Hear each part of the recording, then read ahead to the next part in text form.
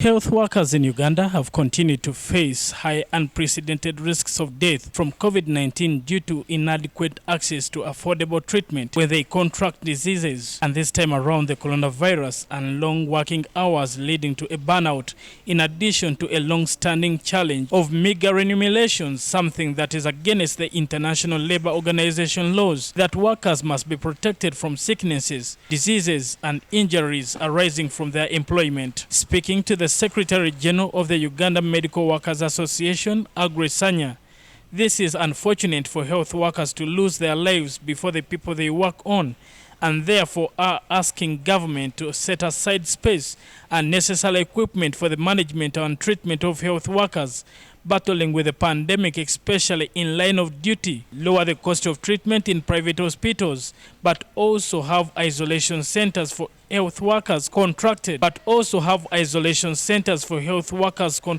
the COVID-19 pandemic, as he explains. From Lira, with the oxygen, half cylinder, and the oxygen got finished on our way, which caused the heart death. So we are asking government to set aside isolation centers for health workers and get a hospital in Kampala.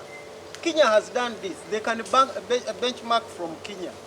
And this one, we are going to come together as all health workers and take a decision on this. Sanya further puts the government to task to explain the money that was given to it in the first phase, saying if this was put to proper use, it would have saved the day. He says also how the nation has enough money to build an oxygen plant with an aim of saving the lives of many Ugandans that have succumbed to the COVID-19 pandemic due to lack of oxygen in most health facilities, instead of borrowing it from neighboring nations.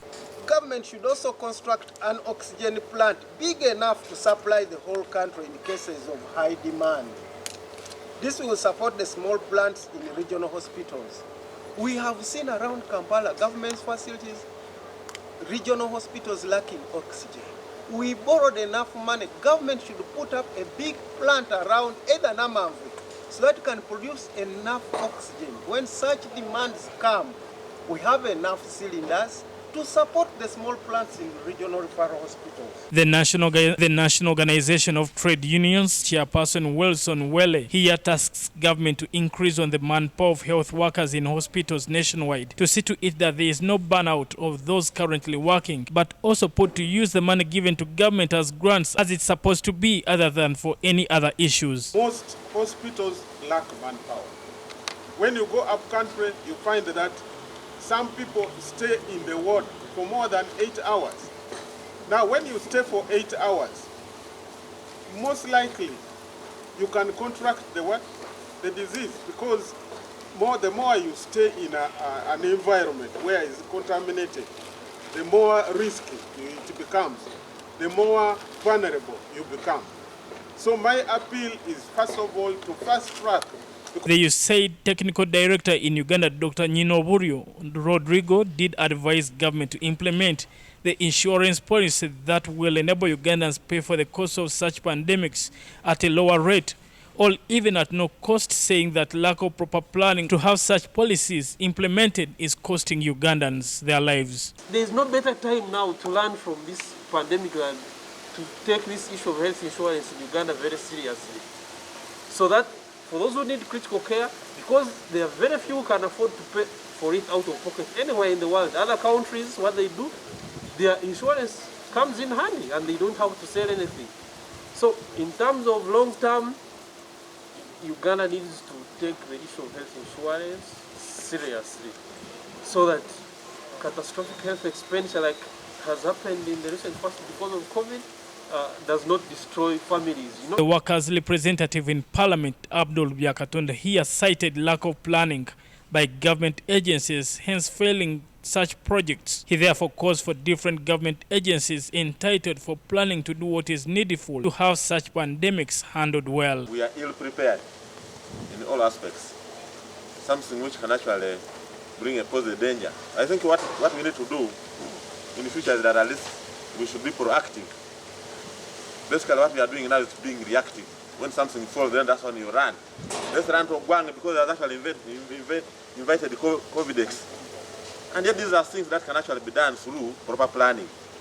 And the government has all these dockets that can actually ensure that, for example, when we are talking of disaster, there's disaster preparedness. They have given the public hope of how the pandemic can be handled, and this including proper vaccination of all Ugandans, maintaining the standard operating procedures among others, which they say can be avoided, including learning how to live with the pandemic. Have enough planning authorities in Uganda.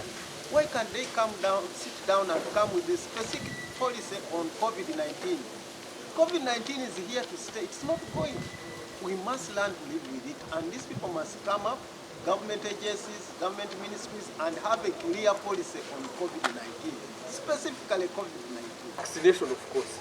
So when we vaccinate a certain threshold, a certain critical mass of the population, we attain that herd immunity. And some countries are achieving that, by the way. But I think for us, we are not yet even at 1% of our population. So that's why we need to get this vaccine in. Get herd immunity. When we vaccinate a certain critical mass of the population, then the pandemic will have no option but to surrender. Over 2,000 health workers have contracted the COVID-19 pandemic ever since it broke out in Uganda. And this is a huge number compared to the number of health workers the nation has and the cost of payment in educating one in a tertiary institution. Therefore, it's better for government to plan better, more especially in saving the lives of health workers. Brian Senkumba, Channel 44 Prime News.